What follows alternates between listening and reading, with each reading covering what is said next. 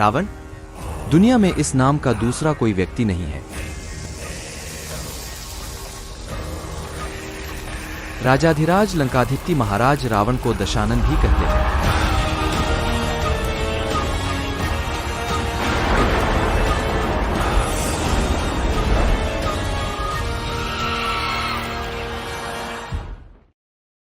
रावण एक कुशल राजनीतिज्ञ, सेनापति और वास्तुकला का मर्मज्ञ होने के साथ साथ ब्रह्मा ज्ञानी तथा बहुविद्याओं का जानकार था। उसे मायावी इसलिए कहा जाता था कि वह इंद्रजाल, तंत्र, सम्मोहन और तरह तरह के जादू जानता था। उसके पास एक ऐसा विमान था जो अन्य किसी के पास नहीं था।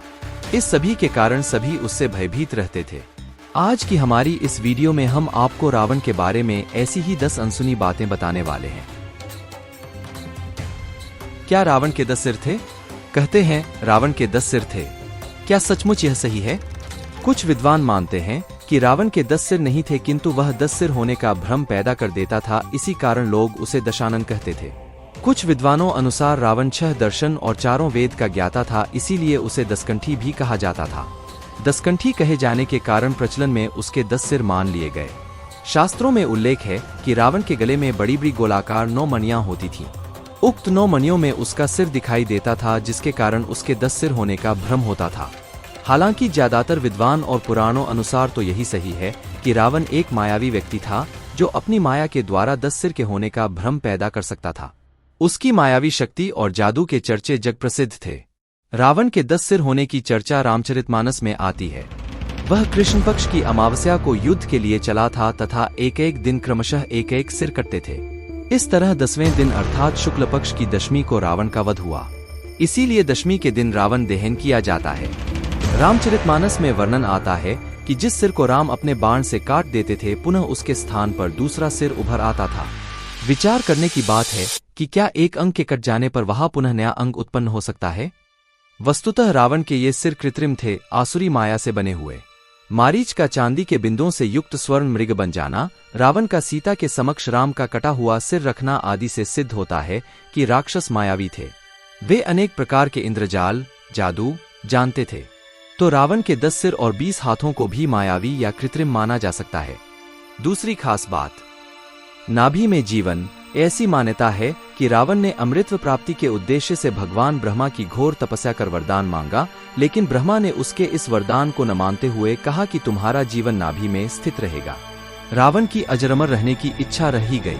यही कारण था कि जब भगवान राम से रावण का युद्ध चल रहा था तो रावण और उसकी सेना राम पर भारी पड़ने लगे थे। ऐसे में विभीषण ने राम को यह राज बताया कि रावण का जीवन उसकी नाभि में है, नाभि में ही अमृत है। तब राम ने रावण की नाभि में तीर मारा और रावण मारा गया। तीसरी खास बात, रावण का परिवार। रावण ब्राह्मण पिता और राक्षस माता का पुत्र था। वाल्मीकि रामायण के अनुसार रावण पुलस्त्य मुनि का पोता था, अर्थात उनके पुत्र विश्वश्रवा का पुत्र था। विश्वश्रवा की वरवर्णिनी और कैकसी नामक 2 पत्नियां थीं। वरवर्णिनी के कुबेर को जन्म देने पर सौतिया डाहवश कैकसी ने अशुभ समय में गर्भ धारण किया। इसी कारण से उसके गर्भ से रावण तथा कुंभकर्ण जैसे क्रूर स्वभाव वाले भयंकर राक्षस उत्पन्न हुए। ऋषि विश्वश्रवा ने ऋषि भारद्वाज की पुत्री से विवाह किया था, जिनसे कुबेर का जन्म हुआ। रावण का विवाह। उसने स्वयं दिति के पुत्र मय की कन्या मंदोदरी से विवाह किया, जो हेमा नामक अप्सरा के गर्भ से उत्पन्न हुई थी। माना जाता है कि मंदोदरी राजस्थान के जोधपुर के निकट मंडोर की थी। चौथी खास बात, रावण का राज्य विस्तार। रावण ने सुंबा और बाली द्वीप को जीतकर अपने शासन का विस्तार करते हुए अंगद्वीप, मलयद्वीप, वराहद्वीप, शंखद्वीप, कुशद्वीप, यवद्वीप और आंध्रालय पर विजय प्राप्त की थी। इसके बाद रावण ने लंका को अपना लक्ष्य बनाया। लंका पर कुबेर का राज्य था। आज के युग अनुसार रावण का राज्य विस्तार इंडोनेशिया, मलेशिया, बर्मा, दक्षिण भारत के कुछ राज्य और श्रीलंका पर रावण का राज था। दरअसल माली, सुमाली और माल्यवान नामक 3 दैत्यों द्वारा त्रिकुट सुबेल पर्वत पर बसाई लंकापुरी को देवों और यक्षों ने जीतकर कुबेर को लंकापति बना दिया था। रावण की माता कैकसी सुमाली की पुत्री थी। अपने नाना के उकसाने पर रावण ने अपनी सौतेली माता इलविल्ला के पुत्र कुबेर से युद्ध की ठानी, परंतु पिता ने लंका रावण को दिलासा दी तथा कुबेर को कैलाश पर्वत के आसपास के त्रिविष्टप क्षेत्र में रहने के लिए कह दिया। इसी तारतम्य में रावण ने कुबेर का पुष्पक विमान भी छीन लिया। 5वीं खास बात, रावण ने रचा था नया संप्रदाय। आचार्य चतुर्सेन द्वारा रचित बहुचर्चित उपन्यास वयम रक्षामः तथा पंडित मदन मोहन शर्मा शाही द्वारा 3 खंडों में रचित उपन्यास लंकेश्वर के अनुसार रावण शिव का परम भक्त, यम और सूर्य तक को अपना प्रताप झेलने के लिए विवश कर देने वाला, प्रकांड विद्वान, सभी जातियों को समान मानते हुए भेदभाव रहित समाज की स्थापना करने वाला था। छठी खास बात, कुबेर का था पुष्पक विमान। रामायण अनुसार रावण सीता का हरण कर पुष्पक विमान द्वारा उन्हें श्रीलंका ले गया था। रामायण में वर्णित है कि युद्ध के बाद श्री राम, सीता, लक्ष्मण तथा अन्य लोगों के साथ दक्षिण में स्थित लंका से अयोध्या पुष्पक विमान द्वारा ही आए थे। पुष्पक विमान को रावण ने अपने भाई धनपति कुबेर से बलपूर्वक हासिल किया था।